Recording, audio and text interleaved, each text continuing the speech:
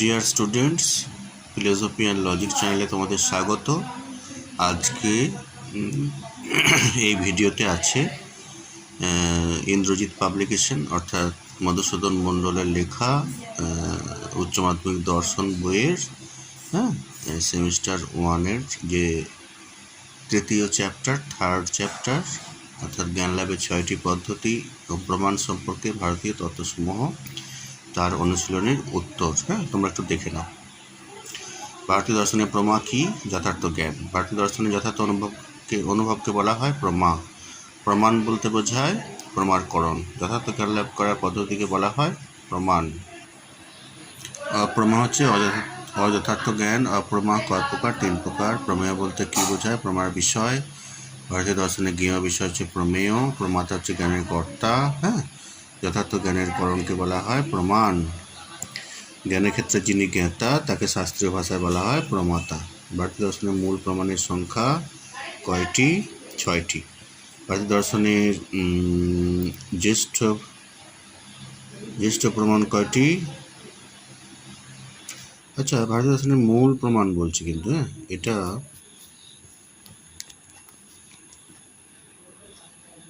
চারটি করলেই মনে হয় ভালো হবে। এই ভারতীয় দর্শনের মূল প্রমাণের সংখ্যা এটা তোমরা 4টেও করতে পারো, ঠিক আছে?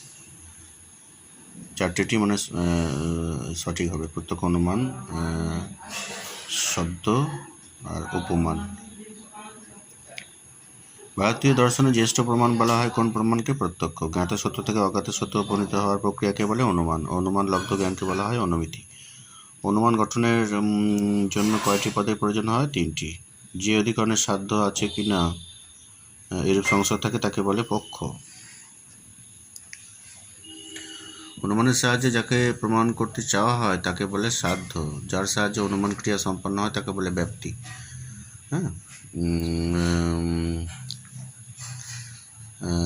আপ্তবাক্যের সাহায্যে যে জ্ঞান পাওয়া যায় শব্দ। এটা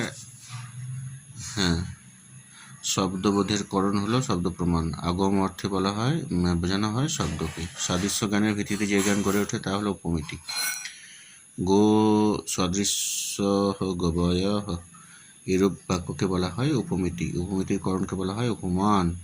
ভারতীয় দর্শনের প্রমাণ হলো যথার্থ জ্ঞানের উপায়। আপাত বিরোধ নিরসনের জন্য যে জ্ঞান কল্পনা করা হয় তা হলো অর্থাপত্তি। অর্থের আপত্তিতে যে জ্ঞান হয় তা হলো অর্থাপত্তি। অভাব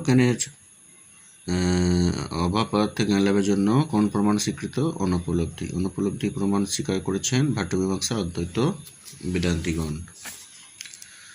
এবার দেখো কোশ্চেন নম্বর 31। ন্যায় বৈশেষিক দর্শনে অনুপলব্ধি প্রমাণ স্বীকৃত হয়েছে, এটা মিথ্যা হবে। অনুপলব্ধি যে বিষয়ের জ্ঞানকে সূচিত করে তা হলো অভাব বিষয়। অনুপলব্ধিকে প্রমাণ হিসেবে স্বীকার করেননি প্রভাকর মীমাংসা। অর্থাপত্তিকে জ্ঞান লাভের উপায় হিসেবে স্বীকার করেছেন, এটা সবকটি ঠিক হবে, অপশন ডি। অর্থাপত্তিকে প্রমাণ হিসেবে অস্বীকার করেছেন এদের সকলেই। 6টি প্রমাণ স্বীকার করা হচ্ছে ভাট্টমীমাংসা অদ্বৈত বেদান্ত দর্শনে। চার্বাক মতে প্রমাণ হলো 1টি, বৌদ্ধ মতে প্রমাণ হলো 2টি, জৈন মতে 3টি, ন্যায় মতে 4টি, বৈশেষিক মতে 2টি, সাংখ্য মতে 3টি, যোগ মতে প্রমাণের সংখ্যা 3টি। প্রভাকর মীমাংসা মতে প্রমাণ হলো 5টি, ভাট্টমীমাংসা 6টি, অদ্বৈত বেদান্ত দর্শনে 6টি প্রমাণ।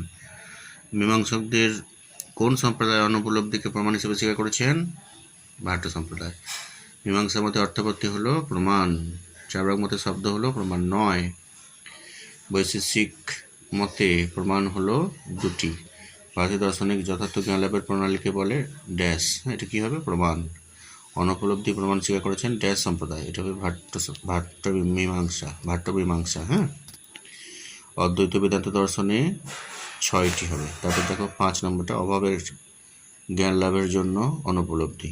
সত্য মিথ্যা দেখো, এটা দেখে নাও। জ্ঞানের ক্ষেত্রে জ্ঞাতাকে প্রমাতা বলে সত্য। অপ্রমা 3 প্রকার, সংশয়, বিপর্যয়, তর্ক, এটা ঠিক আছে, সত্য হবে। আর ন্যায়মতে প্রমেয় পদার্থ 16 প্রকার। এই কোশ্চেনটা একটু গোলমাল আছে। প্রমেয় হচ্ছে 12 প্রকার, আর পদার্থ আবার 16 প্রকার। তো আমি ঠিক বুঝতে পারিনি, কোশ্চেনটা গোলমাল আছে একটু মনে হচ্ছে আমার। আমি আরেকবার বলে দিচ্ছি, প্রমেয় হচ্ছে 12টি, হ্যাঁ, আর পদার্থ হচ্ছে 16টি। যাই হোক, 4 নম্বর হচ্ছে নব্য ন্যায় মতে পদজ্ঞান হলো শব্দবোধের কারণ, এটা হলো সত্য। এবার দেখো একটা ম্যাচিং আছে এখানে, কেবলমাত্র 3 আর 4 ঠিক হবে, ঠিক আছে। ন্যায় দর্শনে 4টি প্রমাণ স্বীকার করা হয়, সাংখ্য দর্শনে 3টি প্রমাণ স্বীকার করা হয়, হ্যাঁ। ভাট্ট মীমাংসা 5টা আছে, ওটা ভুল আছে, ওটা 6টা হবে। আর প্রভাকর মীমাংসা 6টি আছে, ওইটা ভুল আছে, ওটা 5টা হবে, ঠিক আছে। রাখছি, ভালো থেকো, সুস্থ থেকো।